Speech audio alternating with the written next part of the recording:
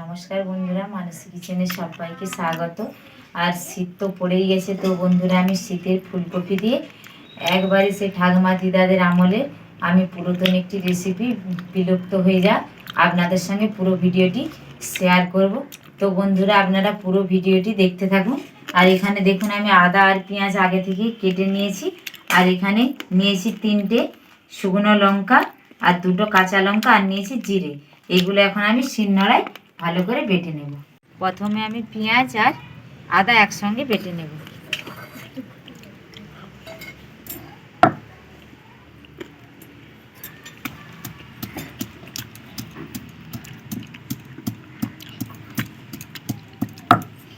এখানে আমি কিন্তু রসুন ব্যবহার করিনি, আপনারা চাইলে রসুন ব্যবহার করতে পারেন।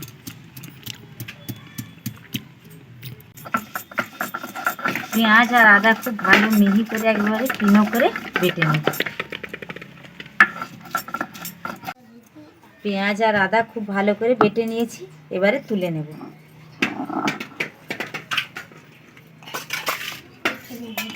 দিয়ে দেবো শুকনো লঙ্কা, কাঁচা লঙ্কা আর গোটা জিরে। এইগুলোকে খুব ভালো করে বেটে নেব।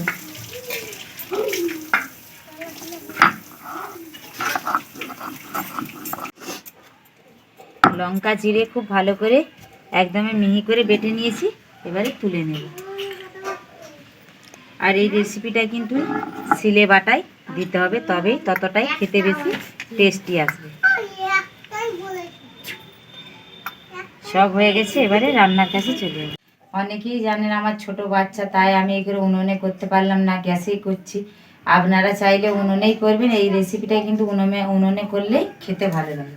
কড়াই বসিয়ে দেব, কড়াই ভালো করে গরম করে নেব। এইটা আছে রুই মাছ, আমি রুই মাছ দিয়ে বানাচ্ছি। আপনারা যে কোনো মাছ দিয়ে বানাতে পারেন, ছোট বড় যে কোনো। দেখুন আমি আগে থেকেই ধুয়ে লবণ হলুদ মাখিয়ে নিয়েছি। কড়াই দিয়ে দেব সরিষার তেল। আর এই রেসিপিটা কিন্তু পুরো সরিষার তেলে বানাতে হবে। তেল খুব ভালো করে গরম করে নেব।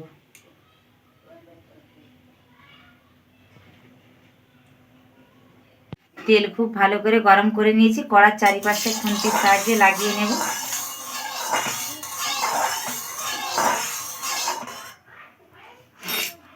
এবারে আমি একে একে করে মাছের পিসগুলো দিয়ে দেবো, নুন হলুদ মাখানো।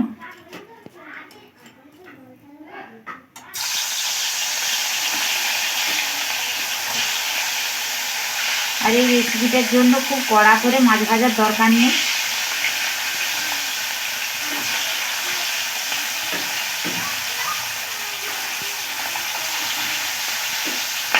এইদিকে মাছগুলো হতে থাক, আর এইদিকে আমি এই ফুলকপিগুলো ম্যারিনেট করে নেব। দেখুন আমি একটা অ্যালুমিনিয়ামের গামলি নিয়েছি।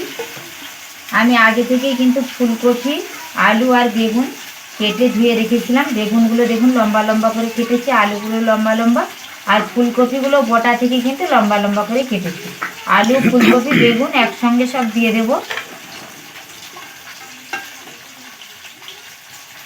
এটা বহু পুরনো দিনের রান্না বন্ধুরা, খেতে কিন্তু অসাধারণ হয়। এটা উনুনে বানালে আরও খেতে খুব টেস্টি হয়। আমি আদা আর পেঁয়াজ বাটাটা দিয়ে দেব, কাঁচা লঙ্কা, শুকনো লঙ্কা, জিরে বাটাটা দিয়ে দেব। বাটিটা একটু ধুয়ে জল দিয়ে দেব। আর যাতে পেঁয়াজ বেটে রেখেছিলাম ধুয়ে জলটা দিয়ে দেব। দিয়ে দেব হলুদের গুঁড়ো, পরিমাণ অনুসারে হলুদের গুঁড়ো দিয়ে দিচ্ছি, স্বাদ অনুসারে লবণ।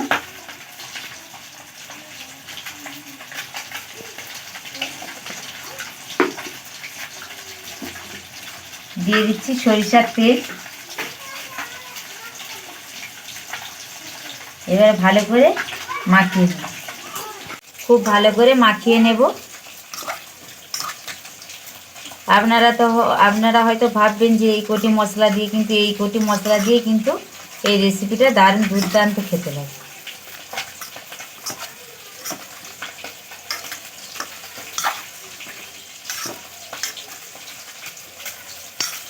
ভালো করে সবগুলো মাখিয়ে নিয়েছি, এবারে দিয়ে দেব জল।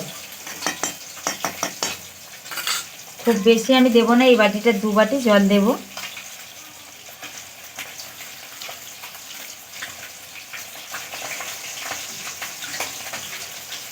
দেখুন আমি 2 বাটি জল দিয়ে দিয়েছি।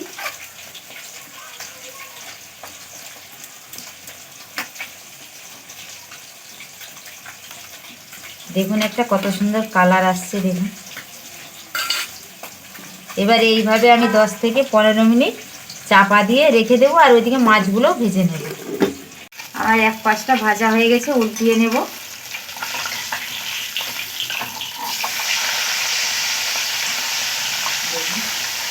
আমি কিন্তু ভাজা মাছ দিয়ে বানাচ্ছি, আপনারা চাইলে কাঁচা মাছ দিয়েও বানাতে পারে, অতে করেও খেতে খুব ভালো লাগবে। দেখুন আমার মাছগুলো ভাজা হয়ে গেছে, এবার তুলে নেব।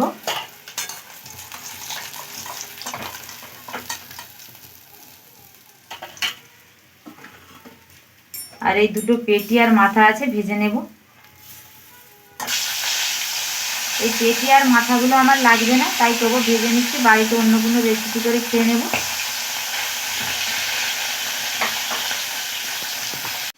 পনেরো মিনিট পর চাপা খুলে নেব।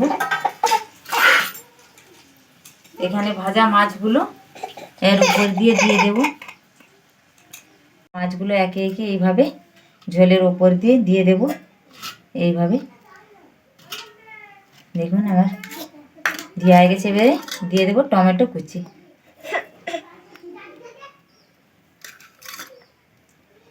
এবারে গ্যাসে বসিয়ে দেব।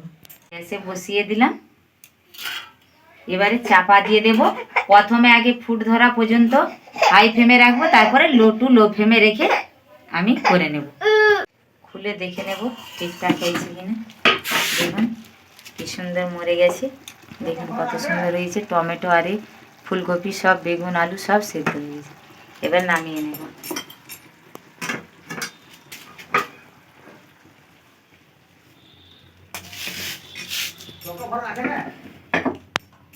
দেখুন বন্ধুরা কত সুন্দর হয়েছে,